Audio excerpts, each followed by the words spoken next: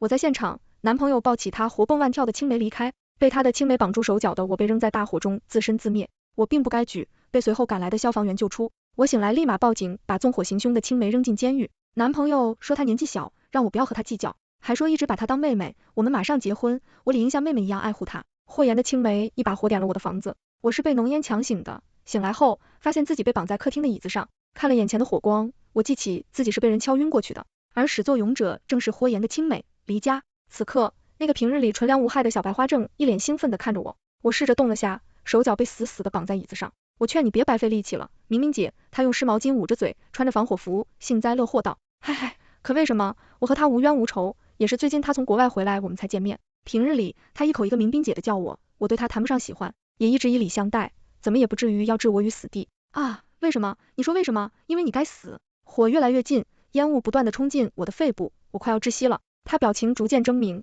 都是你这个不要脸的狐狸精，勾引了严哥哥。他是我的，是你抢走了我的严哥哥。我惊呆了，我猜错过他可能喜欢霍言，没想到我的猜错是真的，大概是女人的直觉，见他第一眼我就不喜欢他。他和霍言的相处，总是让我有种说不出来的别扭，可我没想到他竟然要因此搞死我，不会是精神有问题吧？佳佳，你喜欢霍言对吗？如果你不想我们在一起，我可以和他分手，你先放我好不好？不要做傻事。我尝试和他沟通，但这个疯子根本就不听。不可能，你就在这里等死吧！哈哈哈，他笑得恐怖。佳佳，你这是在犯罪，我死了你也会坐牢的。你难道不想和霍言在一起吗？你如果坐牢了，就没办法和他在一起了。哼，赫敏，你不用白费心思了，没有用的，你还不知道吧？精神病杀人是不犯法的，我是精神病了，哈哈。我靠，看出来了，看来我的小命真的要交代在这里了。明明，你在里面吗？明明。就在我绝望之际，霍言来了，终于有救了，不用死了，但我高兴得太早了。李佳听到霍言的声音，先是一冷，然后狠狠地瞪我一眼，顺势躺在地上。霍言推门看到我就要来救我，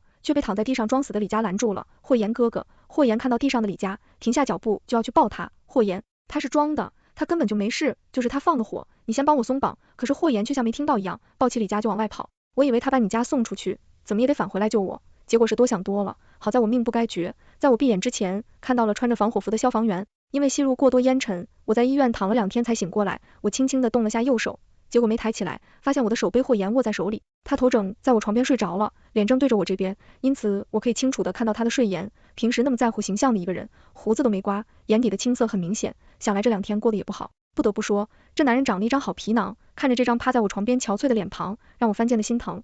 可是我是从死神身边转一圈回来的，大概只有经历过生死，才会对生命更加敬畏吧。我永远无忘记那个我决定要执手一生的人，将我独自留在火灾现场，抱着李佳离开的画面，是每想一次就心痛的场景。我用了点力，想把手从霍言手里抽出，大概是条件反射，他下意识握紧了我的手。我在床上躺了这么久，力气当然比不得他。咪咪，你醒了。霍言睡眼惺忪的醒来，高兴的说道，有没有哪里不舒服？我并不想理他，保持沉默。乖宝宝，我去叫医生。说着，在我额头上落下一个吻，就匆忙跑出去了。我住的是个单人间，我还没打量完周围的环境，霍言就带着医生回来了。医生简单的问了我几个问题，检查后说没什么大碍，在医院住了2天，霍言在这里亲力亲为的照顾我2天。他这个人哪里都好，除了和他的青梅一直没有边界感，这2天我一直没怎么理他，他说话我也当没听见。他倒是好脾气，一直带着性子哄我。宝宝，我真的知道错了，你要是不解气，打我骂我都可以，别不理我好吗？宝宝，是不是渴了？温的，不烫了。他家境幽默，从小被富养长大的少爷，十指不沾阳春水，但是和我在一起后，他开始是人间烟火。他很聪明，学什么都很快，第一次刷碗没有打碎盘子，第一次跟着视频做的菜味道就不错。良心讲，他对我算是不错的，毕竟连他爸妈都没吃过他亲手做的饭菜。他是一个满分男友，提起他，我的家人再不绝口，我的朋友对我羡慕不已。但这一切在他的小青梅出现后就变了，那个满分男友消失了。我一直不喜欢恋爱的时候问一些没脑子的问题，不要听他说了什么，要看他做了什么。如果一段亲密关系里你感受不到对方的爱，那他就是不爱你，这很简单。以前看那些分手的时候闹得歇斯底里、质问、咒骂，甚至卑微祈求挽留的女生，我观是看不上的，人家都不爱你了，就潇洒一点，何必让自己这么难堪？然而此刻，我心里的困兽在不断撕扯着我，感性和理性不停拉锯。我想知道，霍言为了他的小青梅，究竟可以做到哪一步？醒来后，有警察来找我做笔录，消防员在救我的时候，因为我双手双脚被紧紧地绑在一起，给事就增加了很多困难，所以把我送到医院后，顺便报了警。因为有了警方的介入，医生在对我的血液检查中发现了大量的迷药成分，这更加证实了这场火灾不是一起普通失火。于是在我醒来后，警察第一时间对我进行询问，我如实告知了当天的情况，警察当即传唤了李佳。宝宝，你和警察说了什么？为什么他们把佳佳带走了？这是不是有什么误会？李佳被救出的其实一点问题都没有，其实本来就没有问题，晕倒都是他为了阻止霍言，就我自导自演的。但是霍言还是让医生给他做了全身的检查，确认没有问题后才放下心来。我出院那天，慧妍带我回家吃饭，我们早已经见过彼此的父母，他的父母对我也很满意，他也已经去我们家提过亲，双方父母见过面，如果顺利，我们会在年底结婚。慧媛牵着我的手进门的时候，李佳和慧媛的妈妈在客厅里言笑晏晏，他因为在慧媛妈妈身边，不知道说了什么，逗得慧媛妈妈合不拢嘴。看到我和霍言进来，他的视线停留在我和霍言相握的手上，眼神有一瞬的狠厉，随即又恢复了小白花的样子，这个变脸速度，我真的笑死。此时他脸上有恃无恐的表情，似乎是在向我宣战，你为我拿你没办法吧？好啊，那我们就拭目以待好了。饭桌上，我的位置在霍言的左边，李佳在他的右边，好一个左拥右抱。霍言哥哥，我想吃零下，可是人家刚做了美甲，说着伸出双手给霍言看，不就是虾吗？我帮你包。霍言放下筷子，专心的给他的小青梅剥虾，很快就剥了一小碗，放在李佳面前。谢谢慧妍哥哥，你对我真好。李佳用筷子从碗一夹起一只虾，夹着嗓子，有心巴拉的声音让人作呕。小事不过，我再给你包。果然，男生和女生的审美不同，女生一眼能看出绿茶的本质，男生只觉得可爱。交往这么久，我竟然没发现霍言吃这一套。慧妍哥哥，我还想吃一个螃蟹。我合理怀疑李佳不发达就不能讲话了。好，我给你包。慧妍刚吃了2口菜，听到他的话，又放下手中的筷子，拿了一个螃蟹给他包。我无语的翻了的白眼，哎呀，明明姐，你怎么自己剥虾呀？我手里剥虾的动作一停，忍不住想扔在他脸上，默默的长叹一口气，我没搭理他，继续手上的动作。慧妍哥哥，明明姐是不是生气了？她怎么都不理我呀？不会的，你想多了，是不是因为你给我剥了虾，没有给明明姐剥虾，她不高兴了呀？他成功的把餐桌上几人的目光都聚集到我身上，我笑一下没说什么，把手里的虾送进嘴里，慢条斯理的剥下一条。有的人给他点颜色，他就能开染坊，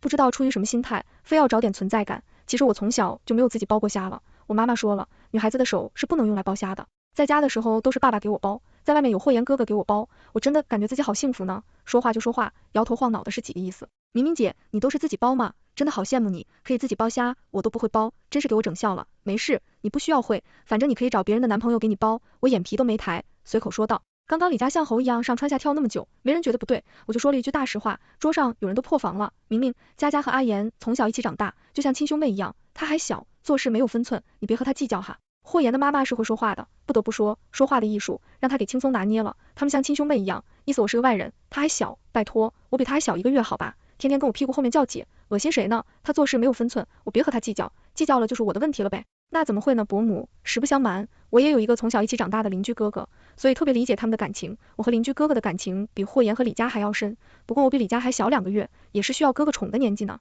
之前一直以为有些事是要男朋友才能做的，今日也算长的见识，有些事啊，男朋友是做不来的，还是得哥哥代劳。放心，以后像剥虾这种事，我不会麻烦霍言的。霍言妈妈脸色一僵，看我一眼没说话。霍言不悦道，你什么时候有个邻居哥哥？我怎么不知道？哦，这个呀，不是很重要，我不是也不知道，你还有个亲为嘛？说了多少遍了，我把李佳当成亲妹妹，她心思单纯，你就不能让她点吗？为什么一定要针对她呢？我们结婚了，你就是她的嫂子，如果你这点容忍之量都没有，那我们也没必要结婚了。霍言一顿输出，旁边的李佳一脸得意的看着我，我乐了，你到底在讲什么？是不是忘记吃药了？我说什么了？我什么时候针对你的好妹妹了？你哪只耳朵听到我针对她了？我不过是实话实说，告诉大家我也有一个关系特别好，像你和李佳一样亲密的哥哥而已。你到底在破防什么？真是个双标狗，只许自己和亲为腻歪，不许别人有个竹马。北魁还没结婚，这要是结婚以后才看清这狗的真面目，我怕是要后悔死。自那天之后，霍言就开始和我冷战，他觉得我的做法不礼貌，不尊重他的家人。我们已经1个星期没有联系了，都说这个时代3天没联系便是默认分手了，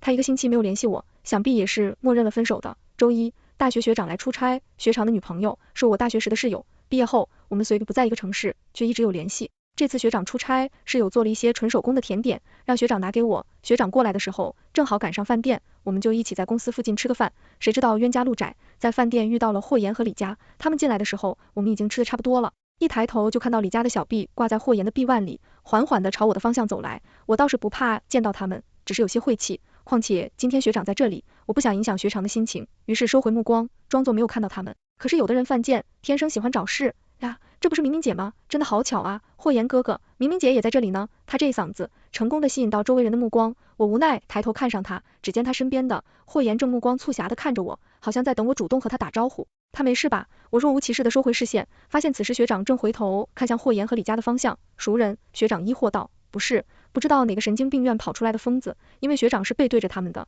再加上卡座靠背比较高，学长的位置算是李佳的视线盲区，他们并没看到学长。刚才学长回头的时候微微起身，他们才看到我对面的人。霍言看到学长后一下子变了脸色，大步朝我走来，他腿长，2、3步就来到我旁边，留下身后穿着高跟鞋的李佳乱叫，哎呀，霍言哥哥，你等等我呀，你走得好快，人家都跟不上了，迈着小碎步在后面一直叫唤。霍言却没有安慰等待他的小青梅，站在我身边，目光不善地看着我对面的学长。明明，他是谁？对呀，明明姐，也不和我们介绍一下你面前的帅哥。追上来的李佳把手自然地放在霍言的胳膊上，我无语地翻了个白眼，没搭理这两边疯癫婆。学长，我们走吧。哦，好的。学长看了一眼我身边的霍言，没反对。我起身的时候，手腕被身边的霍言抓住，我怔了下没挣开，放手。我低声呵斥，吃饭高风气，因为这两公婆，我们已经收获了不少好奇的眼光。此时我是真的不想再和这两人纠缠了。我问你他是谁？霍言不仅没放手，反而提高了声音质问我。他这一口，他想我们的人更多了。真是服了这个老六。就是呀，明明姐，他是谁呀？你为什么不说呢？是有什么苦衷吗？啊，我知道了，你不会是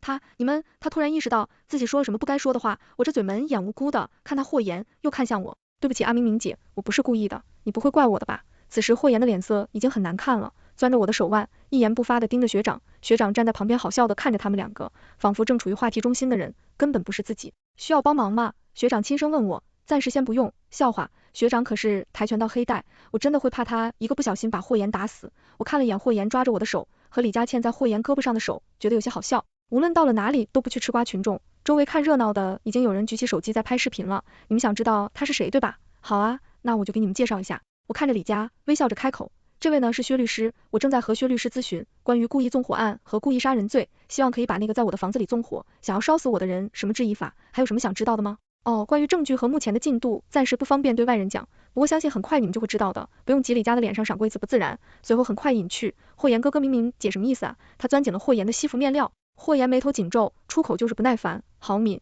你怎么就这么小肚鸡肠呢？事情都过去这么久了，你还揪着不放，有意思吗？再说了，你现在不是好好的吗？矫情了什么劲呢？真是无语他妈给无语开门，我要无语到家了，差点没给姐气笑了。霍言，我是不是矫情和你无关，我只知道犯了法就要接受法律的制裁，好心提醒你。包庇罪同样是需要负法律责任的。他弄了下，手下的力道一轻，这次我使劲一甩，就把他的手甩开了。我说和律师咨询关于纵火罪和故意杀人罪的事情，不是在骗他们，我是真的咨询了律师，并且手机也有李佳纵火已经故意杀人的证据。说起来，我能拿到李佳的犯罪证据，还要感谢霍言。几个月前我生日的时候，他送我一只鸡毛小奶狗，刚刚满月，奶萌奶萌的，很是可爱。小鸡毛来到我身边不久，李佳就回国了。虽然对他的一些行为我看不上，但是也算是以礼相待，我们也算是和平相处。霍言还带李佳来贵子我家做客，小金毛很喜欢残忍，家里一有客人来他就扑上去。我记得当时李佳来的时候，小金毛在他脚边摇尾巴，想和他玩，却被他一脚踢飞了。小金毛凄惨的叫声听得我心疼，我已经在暴怒的边缘了。对不起佳佳，我忘了告诉你，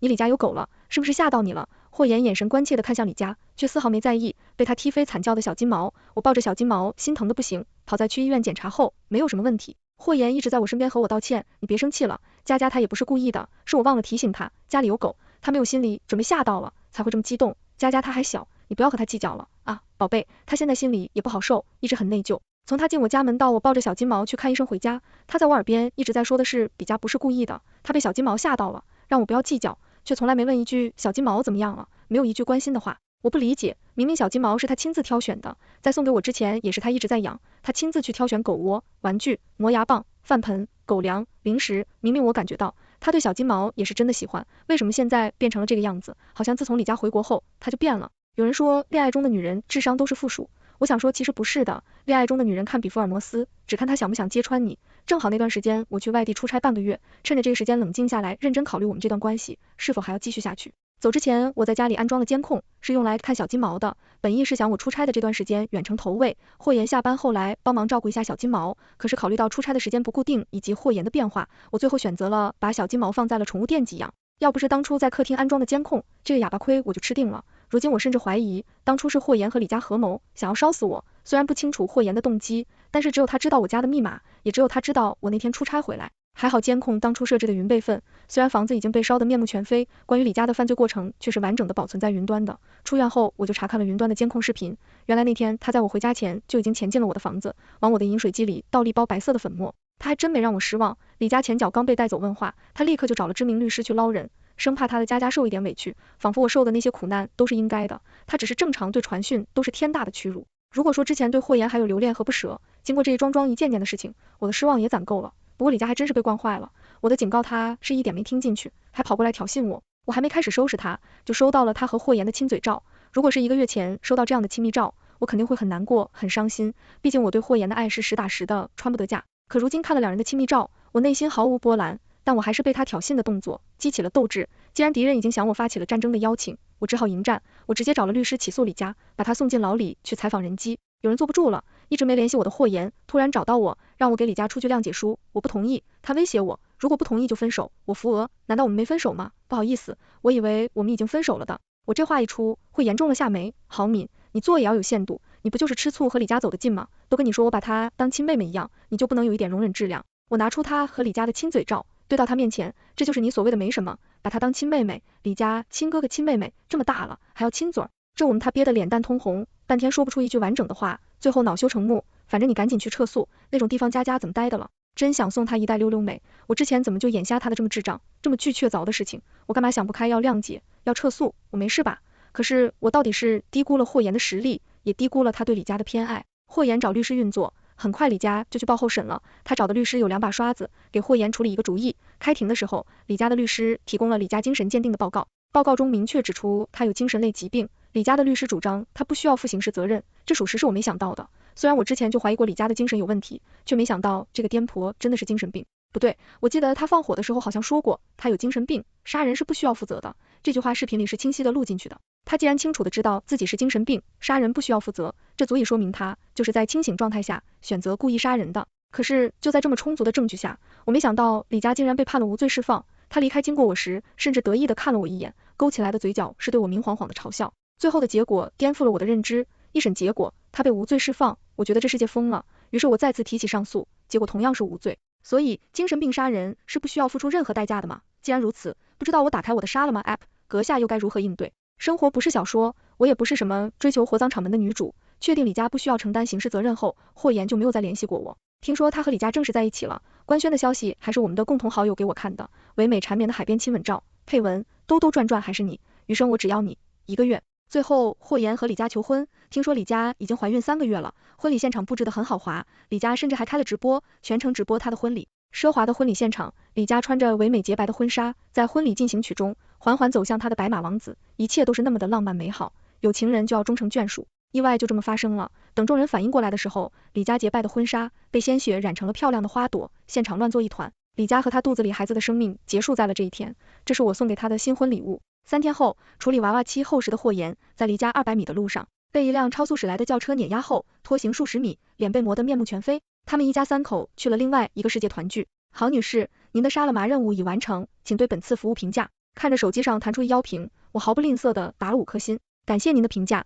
期待下次为您服务。我笑了笑，彻底卸载了软件，希望以后再也用不到。沙拉麻是一个小众的杀人软甲，在上面接单做任务的都是一些早早就搓血的未成年。创始人很有头脑，钻了未成年犯罪不用承担刑事责任多的控制，邀请一些未满18周岁的未成年入驻平台，根据年龄分为3个等级，年龄越小，可接的任务越多，佣金越高。从软件注册到卸载，我只在上面下了2单，接第1单的小孩12周岁，他只是在特定的地点，否则将李佳从 T 台上推下，倒在了提前放置的肩椎上，便得到了5万元的佣金。接第2单的是一个15岁的高中生，是个孤儿，因为案发后第一时间去自首，所以无罪释放。看吧，你在凝视深渊的时候，深渊也在凝视你。喜欢钻法律控制的人，法律亦无法还他们公道。规则永远是制定理讲规则的人的，可如果遇到不讲理的该怎么办？全文完结。